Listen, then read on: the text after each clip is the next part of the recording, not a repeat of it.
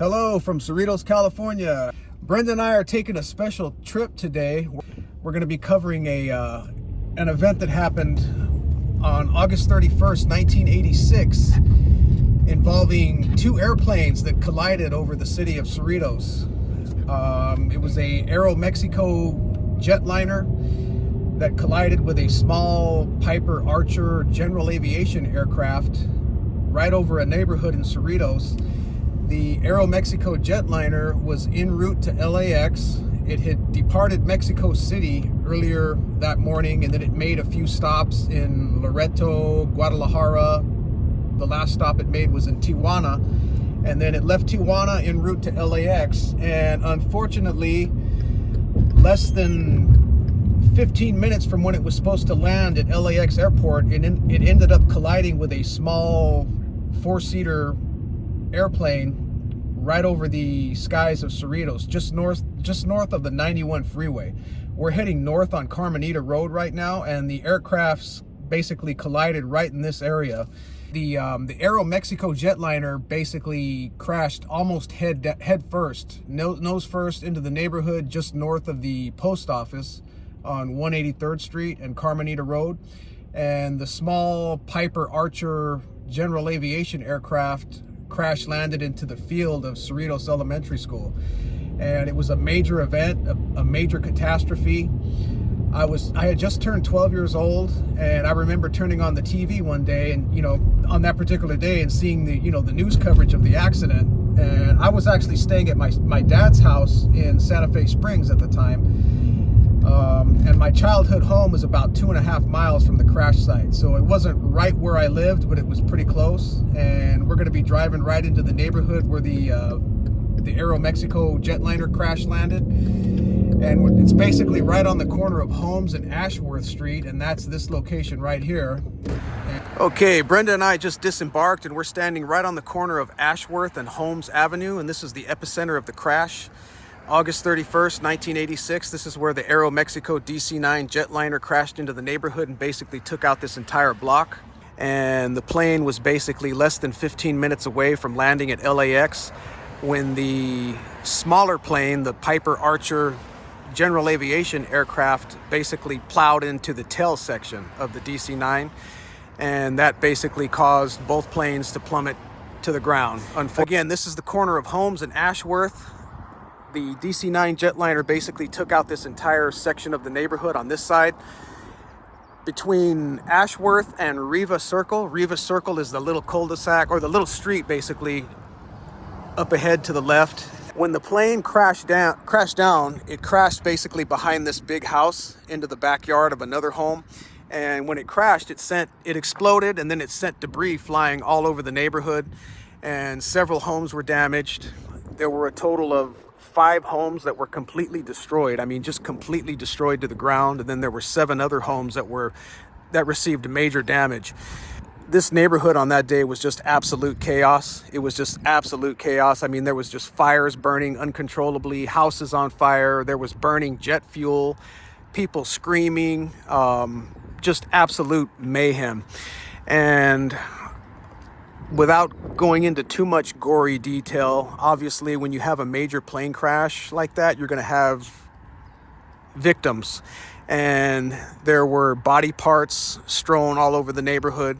There were people still strapped into their airplane seats, strewn, around the neighborhood. And then there were, basically just use your imagination as to what a major airplane crash would look like in your neighborhood. There were baby shoes and baby bottles and people's wallets and pictures and personal artifacts, and it was just a very, very sad scene. And unfortunately, a lot of the survivors, a lot of the people in this neighborhood ended up developing PTSD from the horror, just from the horrific scenes that were witnessed on that day. I mean, a lot of the people had developed quite a few psychological issues and PTSD, and people coming home and seeing their homes destroyed or seeing their neighbors' homes destroyed. It was just a lot of hardship all around. People seeing their neighbors dead or severely injured and things like that. It was a very, very ugly scene. Okay, we're looking north on Holmes Avenue, and This section of the neighborhood, several homes were destroyed and damaged on this side of the street too. This is on the west side of Holmes Avenue. And I'm gonna post some pictures and you can see the debris field. You can see the way the plane came down. You can see from the pictures which parts of the neighborhood received the most damage. And you know, several homes on this side of Holmes Avenue were destroyed, but then that whole block between Riva Circle and Ashworth, that block was basically taken out. And the pilot of the small aircraft, his name was William Kramer. He had just moved to Southern California from Spokane, Washington. And his wife and his daughter had planned a trip to Big Bear Lake up in the San Bernardino Mountains. So they had left Torrance Airport that morning. They flew their little Piper Archer 4-seater general aviation plane from Torrance Airport, and they were headed out in the direction of Big Bear Lake. And at some point, William Kramer deviated from his flight path, and what ended up happening was that he breached the terminal control area, which was restricted airspace for the commercial jetliners. And he breached that airspace, and he ended up basically just ramming into the tail section of the DC-9. The crash happened at 6,650 feet.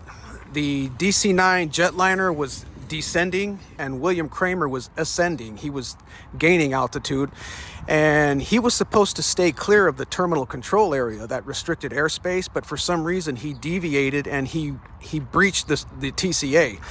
And so he was basically where he wasn't supposed to be, and he slammed into the vertical and horizontal stabilizer of the DC-9 jetliner. And at that point, both planes lost control and they plummeted to the ground. So there were a total of 82 people that lost their lives that day. There were 64 people on the DC-9 jetliner. There were 3 people in the Piper Archer small aircraft, and then 15 people on the ground lost their lives, and then several more people were injured. So it was a grisly, dark, very ugly day for the city of Cerritos. And there was also a photo. There happened to be a press photographer taking photos on the day of that crash, and he just happened to look up and he saw the DC-9 plummeting towards the ground. So I'm going to post a photo, and that's the only known photo of that airplane as it was hurtling towards the ground. You know, the press photographer snapped a photo just seconds before the plane crash landed, and it's a very eerie photo. And when you look at that photo, you just can't help but wonder what was going on inside that plane. You know, the passengers, the crew members. I mean, just the absolute terror that had to have been going on, you know, inside that plane as it hurtled towards the ground. I mean, I forgot to include a few more bits of information, and I'm going to do that right here. I'm going to get the grisliest part out of the way first. You know, when the two planes came together up in the air, the small planes basically slammed into the tail of the DC-9 jetliner, and the front of the small plane, the engine basically slammed into the vertical stabilizer. When that happened, the leading edge of the horizontal stabilizer sliced right through the cabin of the small airplane.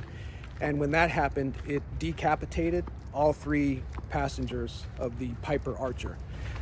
And also, after the air crash, they actually did an autopsy on the pilot of the small aircraft, William Kramer, and they found out that he had severe coronary artery disease. And there was speculation right after the crash and the days and weeks after the crash that perhaps he may have had a heart attack at the wheel, at the controls. So the belief at the time was perhaps he just had a heart attack and he lost consciousness, or he may have died and he just obviously lost control of the airplane, and that's why the plane deviated and it slammed into the DC-9.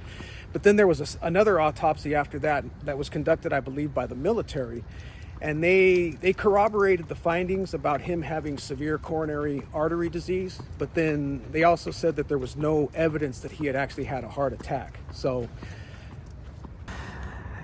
this is going to be about it. I mean, we're going to end this video. And again, this is the epicenter of the crash. We're on the corner of Ashworth and Holmes. This is the neighborhood, and that's pretty much it.